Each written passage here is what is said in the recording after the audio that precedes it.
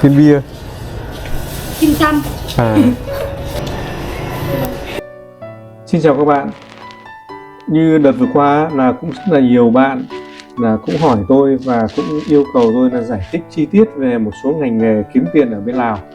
Hôm nay tôi làm một cái video này để giải thích và nói cho nó chi tiết hơn, để cho các bạn có ý định sang bên này khai thác khoáng sản hoặc làm những cái công việc hành nghề gì đấy, sửa chữa xe máy, ô tô hoặc là điện thoại, máy tính, hoặc là buôn bán, làm quán ăn thì các bạn sẽ biết rõ.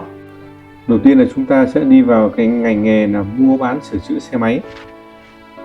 Xe máy ở bên Lào thì cứ khu vực mà cái giáp Việt Nam chẳng hạn thì họ dùng những cái đồ Honda Việt Nam, còn khu vực Lào mà giáp Trung Quốc thì họ sẽ dùng những loại xe của Trung Quốc. Khu nào giáp Thái Lan thì họ sẽ lại nhập xe của Thái Lan họ dùng. Cho nên là các bạn sang bên này sửa chữa thì các bạn cũng phải lưu ý về xem đi tỉnh nào là nó giáp ở cái khu vực quốc gia Lào đấy thì các bạn sẽ chuẩn bị phụ tùng. Và đường đất ở bên này thì nó rất là khó khăn, chỉ có cái đường quốc lộ thì nó sẽ có những đường nhựa thôi, còn đi ở trong bản là đường rất là khó. Cho nên đi sửa xe máy này, các bạn nhìn những cái quán này còn phải xếp hàng để chờ để thợ để nó sửa đấy. Các bạn cứ nhìn cái xe máy thì các bạn cũng đánh giá được luôn về cái đường ở bên này nó như thế nào. Nên là về cái ngành nghề sửa xe máy là theo tôi bên này là đang làm ăn rất là được. Mặc dù cái tiền kíp bây giờ là nó cũng tương đương với tiền Việt Nam nhưng mà cũng không sao, công cán lương lậu là rất là cao. Như cái bạn này là sửa chữa, nếu mà tính ra mà như ông nói thì một tháng là cũng được đến 7 đến 80 triệu một tháng đấy. Gara ô tô này của người Việt sang mở ra làm nhưng mà chưa bao giờ hết việc đâu. Bạn ấy làm tất cả từ gầm bệ máy và sơn đồng, tất cả làm tất. Nếu mở gara ô tô ở bên Lào này thì chỉ có mở từ cấp thị xã trở lên, cấp thị trấn là sẽ không đủ việc làm đâu. Cái dân số này ít cho nên là cái lượng xe bao giờ cũng sẽ ít hơn. Và bây giờ là chúng ta đi sang về cái lĩnh vực điện thoại và máy tính. Như máy tính ở bên này thì chúng ta có thể là làm từ ở cái cấp thị trấn lên được. Thì bắt đầu con em của những cái dân công chức thì bây giờ là người ta cũng sử dụng máy tính để người ta học hành rồi. Và mạng internet thì bây giờ là nó cũng phổ biến. Đấy là nói về máy tính.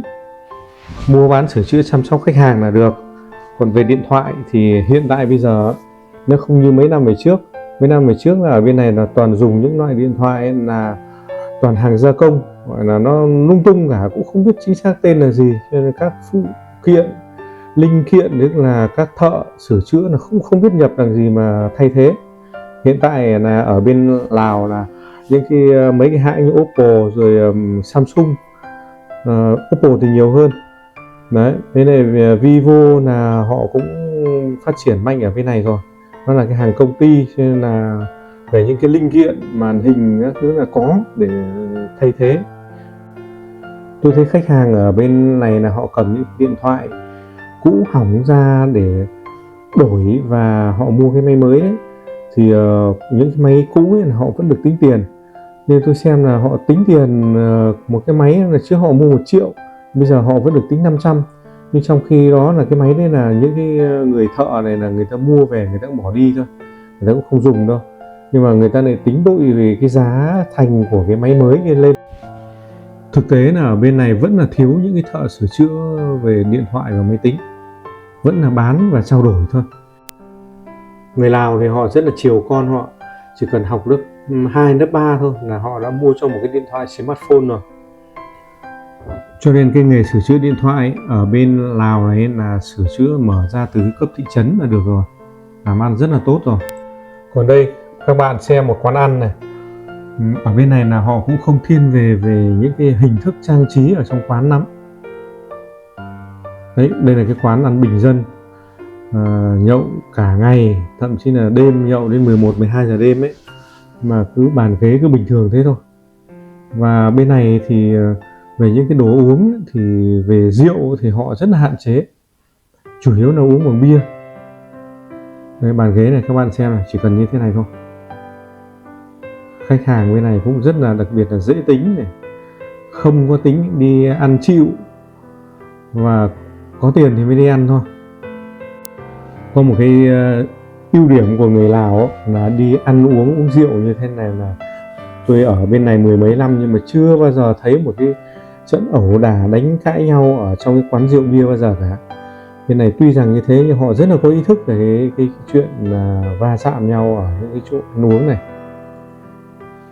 Với tất cả là bàn ghế đầu tư thì cũng cứ là bình dân thôi.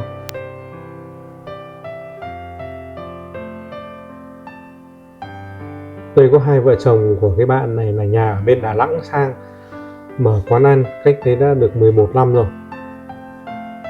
Bạn đang mở quán là có cả hai món của Lào và món của Việt. Tuy rằng là người Lào thì những cái người ta mới ăn uống đầu tiên ấy thì người ta cũng thấy cái gia vị của Việt Nam thì nó là lạ, nhưng họ ăn vào rồi thì họ thích lắm, họ rất là khen. Và những cái quán ấy thì lại ăn uống vào những cái giờ từ 7 giờ tối đến 12 giờ đêm. Ở Lào thì các món họ hay nướng, kể cả là trứng thì họ cũng nướng. Lòng phèo rồi dạ dày họ nướng hết. Cũng có bạn hỏi tôi là buổi sang bên Lào nên là mở quán cà phê có được không ấy. Theo tôi nhận định là ở bên Lào nếu mở quán cà phê thì bạn hãy mở những cái khu vực mà có du lịch, hoặc là trên thủ đô Viêng Chăn thì được. Du lịch như ở trên Luông Pha Băng thì là họ có những cái khách nước ngoài ấy, họ đến họ uống thôi. Cho người Lào thì họ cũng không thích về cà phê lắm đâu, cho nên là mở ra chắc cũng khó làm. Sang bên này là làm quán nhậu ấy là dễ làm nhất. Có nhiều vốn thì làm to, mà có ít vốn thì làm nhỏ thì dễ làm hơn. Mở quán ăn ở bên này là cũng rất là có lợi thế. Những các đồ thực phẩm ở bên này như thịt bò, thịt trâu, kể cả là thịt rừng rất là rẻ, trừ về cá ra thôi. Cá hải sản ra là ở bên này là rất là đắt. Nghe những cái giá là rất là bất ngờ và ngạc nhiên. Các bạn nhìn xem, một bạn làm ba toa ở đây này, nhìn rất là không chuyên nghiệp thế nào cả. Thịt lợn ở đây là hầu như là người ta bán một giá. Ai đi sớm thì sẽ được thịt ngon, mà ai đi muộn sẽ được thịt không ngon. Vì chính quyền đây là người ta quy định ấy, là giá chỉ được bán đến cái mức tối đa là như thế thôi, còn không được bán cao hơn. Cho nên là người bán bao giờ cũng muốn bán cái giá cao.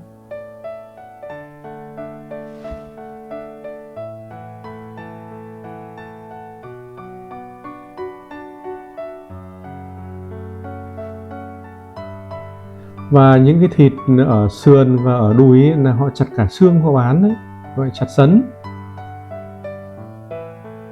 Ở bên này là về cái nguồn bò trâu ấy là rất là nhiều.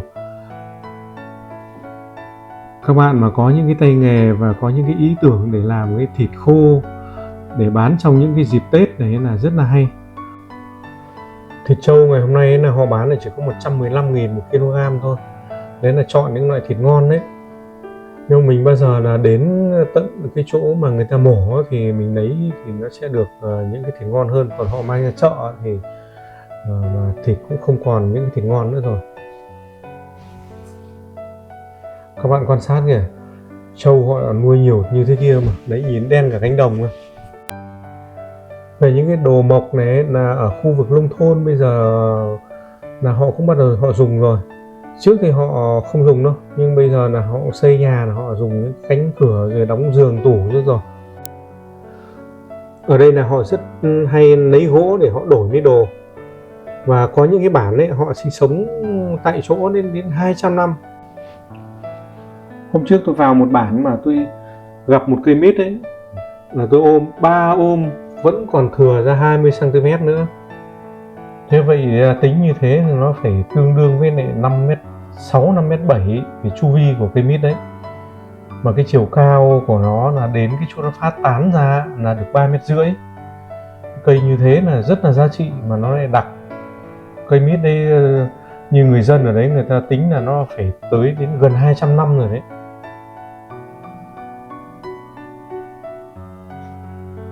Nếu mà gặp những cái cây mít như thế mà họ có những nhu cầu để đổi đồ đạc thì mình đóng cho họ, bán cho họ thì nó cũng không đáng bao nhiêu tiền đâu.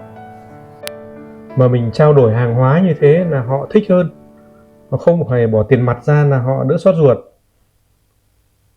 Và ở bên này những cái xe tải mà họ chở những cái vật liệu xây dựng sang như xi măng rồi sắt thép ấy sang đấy, họ đánh xe không về rất là nhiều. Các bạn mà mở ra những cái xưởng mà gom được tất cả những cái loại gỗ mà gọi là cổ thụ như gỗ mít hoặc là gỗ tách to ấy, các bạn gửi những cái xe đấy về là vẫn thoải mái mà. Hoặc là mình xuất luôn ở bên này là cũng vẫn có người mua, chỉ sợ không mua được thôi, không đổi được thôi, chứ còn có những đồ độc đấy là dễ bán. Và các bạn xem này cửa đây là họ cũng chỉ đóng thẳng tưng thế thôi, cũng không cần việc gì phải diêm dúa hoặc là cầu kỳ cho lắm. Khách hàng bên đây là họ cũng dễ tính. Về cái cánh cửa nhôm kính ấy, là ở bên này cũng bắt đầu là phát triển về cái vùng nông thôn rồi. Trước thì chỉ ở trên khu vực thành phố thị xã thôi, bây giờ nông thôn là họ cũng thích rồi. Hôm trước là cũng có bạn hỏi là có làm được không ấy, thì hôm nào tôi sẽ làm riêng về một cái video về nhôm kính này, về hàn xì đồ cơ khí để các bạn xem. Cũng có bạn cứ thắc mắc mà sao nó không làm một cái video nó dài ra nữa, bởi vì là thực tế thì cũng không phải là ai cũng có thời gian, cũng có người thì cũng rất là bận rộn cho nên chỉ tranh thủ xem được khoảng độ 8 đến 10 phút thôi, 15 phút trở lại thôi. Các bạn mà muốn biết chi tiết hơn thì các bạn cứ gọi điện hoặc là nhắn tin cho tôi sẽ trả lời và tư vấn chi tiết cho các bạn luôn. Đây các bạn xem này, những cái cây mít này, nó tới đến hàng trăm năm tuổi rồi. Nhưng ở bên này thì họ chỉ để lấy quả thôi, còn gỗ thì họ cũng chả tính về giá trị gì cả. 2-3 triệu là họ có thể là họ bán, còn những cái cây này chắc là được mấy trăm nghìn. Nhưng ở bên này thì nó không có giá trị gì lắm. Đây cây tách này. Và video này tôi cũng xin tạm dừng tại đây. Các bạn hãy nhấn đăng ký kênh để tiếp tục xem những các video về sau. Xin chúc các bạn luôn luôn gặp những điều may mắn. Xin chào tạm biệt các bạn.